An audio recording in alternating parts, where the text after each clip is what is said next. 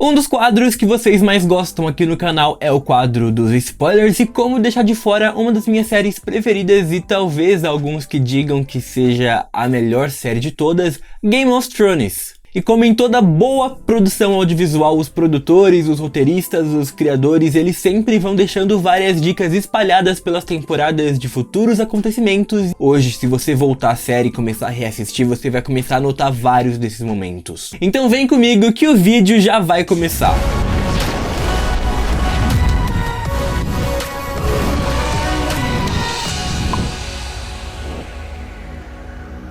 Olá maratonistas de plantão, que bom ver você por aqui. Eu sou a Oki e hoje é dia da gente falar sobre Game of Thrones, uma das minhas séries preferidas. E antes da gente começar a se aprofundar aqui no assunto, se você quer receber mais vídeos novos sobre Game of Thrones, que eu vou explorar muitas teorias, muitas coisas escondidas, muitas curiosidades aqui no canal, então já vem aqui embaixo, aperta para se inscrever e ativa o sininho de notificação para não perder nenhum vídeo novo que eu postar. E eu já aviso desde já que se você ainda não acompanha a série, se você ainda não tá na 7ª temporada, esperando a 8ª, talvez você receba alguns spoilers, então toma muito cuidado.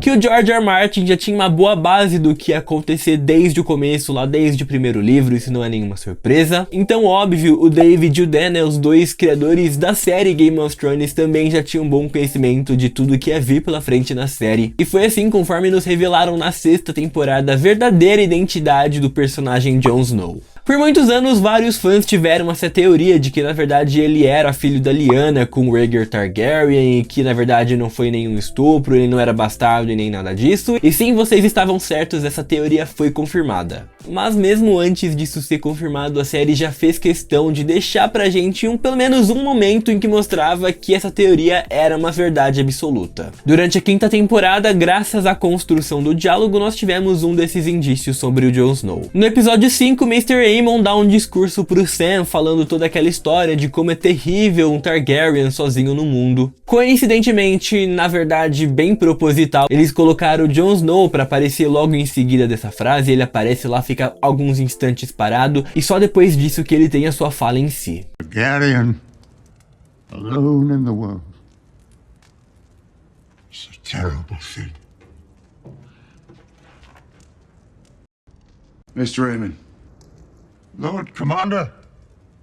Isso foi feito e hoje nós entendemos porque na verdade não, a Daenerys nunca foi uma Targaryen sozinha no mundo, porque ela também tem o Jon Snow, que é também um Targaryen. O segundo caso de hoje tem relação direta com a Arya Stark e o destino dela na série. Na 3ª temporada, a Arya e o Gendry eles estavam meio que envolvidos com aquela irmandade sem bandeiras, e logo depois que o Stannis perdeu a Batalha da Água Negra, ele estava meio desolado. A Melisandre entrou nessa jornada, ninguém entendeu muito ao certo o que estava acontecendo na época, mas foi quando ela encontrou o Thoros de Myr, também encontrou o Gendry, e ela tinha esse conhecimento de que ele era o bastardo do rei Robert Baratheon.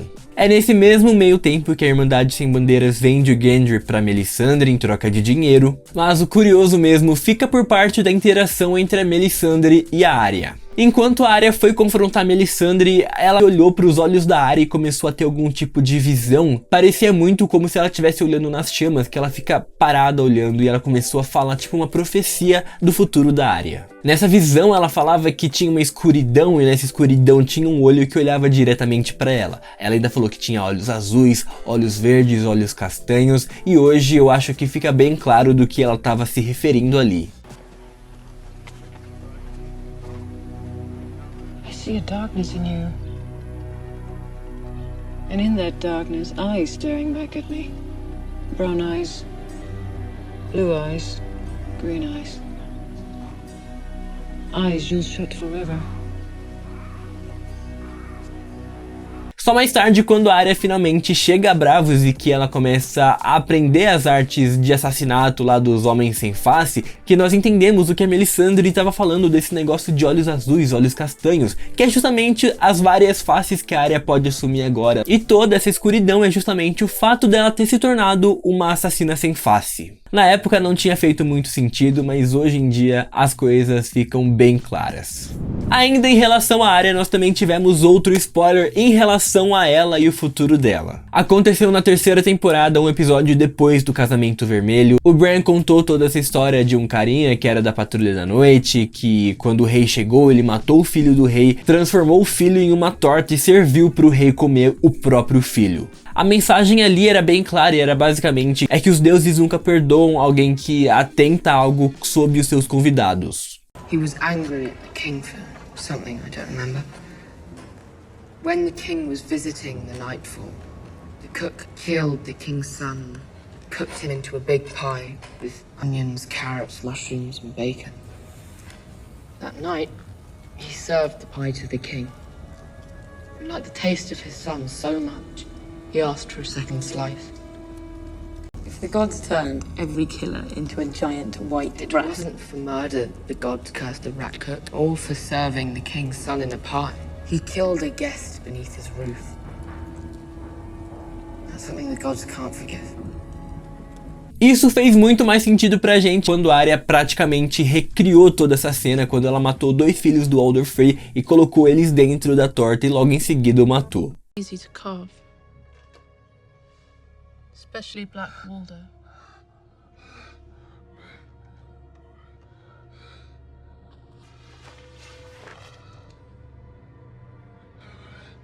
My name is Arya Stark. I want you to know that. The last thing you're ever going to see is a Stark smiling down at you as you die.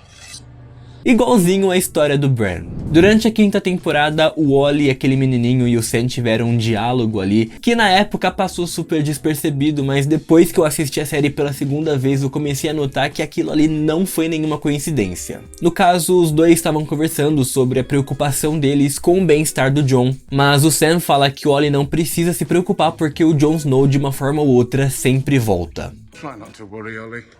I've been worrying about Jon for years. He always comes back. Hoje, recapitulando, as coisas ficam muito mais claras, porque querendo ou não, pra quem assiste de uma vez pode parecer uma coisa besta, mas pra quem acompanhava a série como eu e provavelmente muitos de vocês, nós passamos um ano inteiro pensando se o Jon Snow tava morto definitivamente ou se ele ia voltar. Já existia essa teoria muito forte de que a Melisandre ia fazer ele voltar à vida, como aconteceu na série, mas era mesmo uma grande incógnita. Isso fica muito mais evidente devido à proximidade das coisas. Eu acho que os produtores já sabiam, claro, que o Jon Snow ia voltar e eles colocaram essa pequena frase saindo da boca do Sam para deixar claro que o Jon Snow sempre volta de alguma forma. Até que quando ele voltou não foi nenhuma coincidência. Esse aqui em relação ao Jaime Lannister aconteceu logo na 1ª temporada. Depois que o Jaime empurrou o Bran da janela e ele sobreviveu, ficou toda aquela questão, né? Será que o Bran vai conseguir andar de novo? Então que o Jaime solta todo um discurso sobre como ele iria preferir morrer do que viver pra sempre como um aleijado. But even if the boy lives, he'd be a cripple. Grotesque. Give me a good, clean death any day.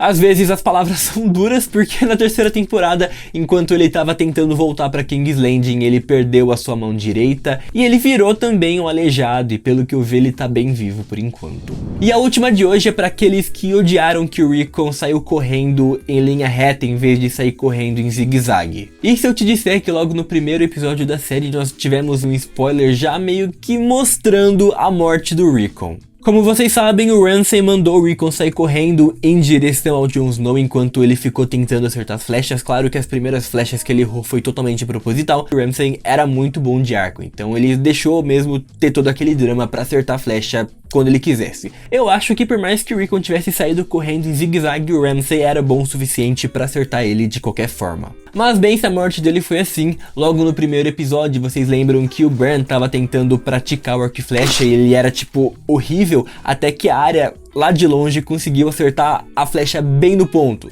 Essa aí é uma das cenas mais icônicas e que muitos, assim como eu, começaram a gostar da Arya a partir daquela cena. Logo em seguida, depois de todas aquelas flechas derrubadas pelo Bran, o Rickon é a pessoa que vai e começa a coletar todas essas flechas em uma cena bem curtinha, um frame ali de tipo 2 segundos, eles mostram o Rickon correndo com um monte de flechas em direção ao Jon Snow.